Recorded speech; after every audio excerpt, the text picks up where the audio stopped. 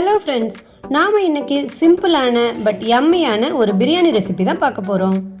காரம் கம்மியாக சேர்த்து எல்லாத்தையும் அரைச்சி சேர்க்கறதுனால குழந்தைங்க கூட இதை ரொம்ப விரும்பி சாப்பிடுவாங்க. நீங்கள் இதை ஒரு டைம் ட்ரை பண்ணிங்கன்னா கண்டிப்பாக திரும்ப திரும்ப செய்வீங்க. எப்படி செய்கிறதுன்னு பார்க்கலாம் வாங்க. தேவையான இன்க்ரீடியன்ட் ஸ்க்ரீனில் கொடுத்துருக்கேன். வேணுங்கிறவங்க ஸ்க்ரீன்ஷாட் எடுத்து வச்சுக்கோங்க. ஃபர்ஸ்ட்டு ஹோம்மேட் மசாலா பவுடர் எப்படி பண்ணுறதுன்னு பார்க்கலாம்.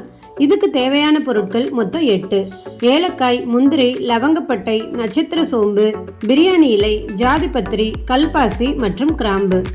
முந்திரி 2 கைப்பிடி சேர்க்குறீங்கன்னா மற்ற எல்லா ஸ்பைசஸும் ஒரு டீஸ்பூன் சேர்த்து காஞ்ச மிக்சி ஜாரில் அரைச்சி பவுடர் பண்ணி எடுத்துக்கோங்க. இந்த பவுடரில் ஒரு 4 டீஸ்பூன் அளவுக்கு எடுத்துக்க போகிறோம். அடுத்ததாக 20 சின்ன வெங்காயத்தை உரித்து அது கூட 2 பச்சை மிளகாய் சேர்த்து பேஸ்ட் பண்ணி எடுத்துக்கணும். நெக்ஸ்ட்டு 2 சின்ன தக்காளியை பேஸ்ட் பண்ணி எடுத்துக்கணும். அடுத்ததாக பன்னீர் ஆர் மஷ்ரூம் சேர்த்துக்கலாம்.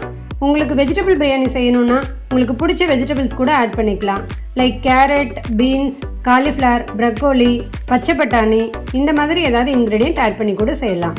நெக்ஸ்ட்டு கர்டு 1 டேபிள் ஸ்பூன் அளவுக்கு எடுத்துக்கணும். ½ லெமனோட ஜூஸ், 1 கைப்பிடி புதினா இலை, 1 கைப்பிடி கொத்தமல்லி இலை. இப்போது நம்ம செய்ய ஆரம்பிக்கலாம். அடுப்பில் ஒரு குக்கர் வச்சு சூடானதும் 50 ml கிரவுண்ட்நட் ஆயில் இல்லைன்னா சன்ஃப்ளவர் ஆயில் சேர்த்துக்கோங்க. கூடவே 50 ml கீ ஆட் பண்ணிக்கணும்.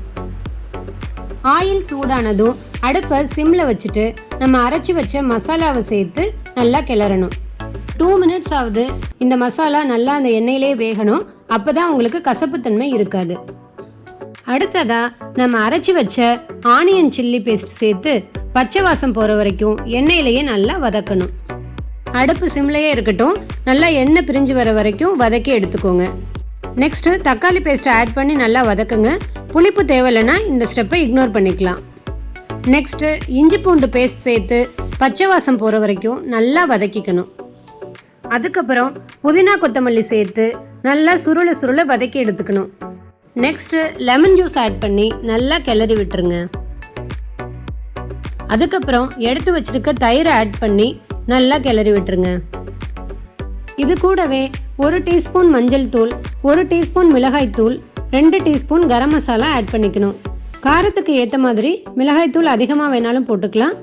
இல்லை காஷ்மீரி சில்லி பவுடர் கூட ஆட் பண்ணிக்கலாம். அப்போது உங்களுக்கு கலர் நல்லா அப்படைசிங்காக கிடைக்கும். நெக்ஸ்ட்டு பன்னீர் ஆட் பண்ணிவிட்டு தேவையான அளவு கல்லுப்பு ஆட் பண்ணிக்கலாம். பன்னீருக்கு பதிலாக வெஜிடபிள் சேர்க்குறதுனா கூட இந்த ஸ்டேஜில் தான் நீங்கள் சேர்க்கணும். நான் இப்போ சொன்ன எல்லா அளவுமே 2 டம்ளர் அரிசிக்கானது. 2 டம்ளர் பாஸ்மதி ரைஸை 10 minutes ஊற வச்சு வாஷ் பண்ணி எடுத்து வச்சுருக்கேன். எப்போதுமே அரிசியை விட 2 மடங்கு தண்ணி சேர்த்துக்கணும். 2 டம்ளர் அரிசி எடுத்ததுனால நம்ம 4 டம்ளர் தண்ணி சேர்த்துக்கணும்.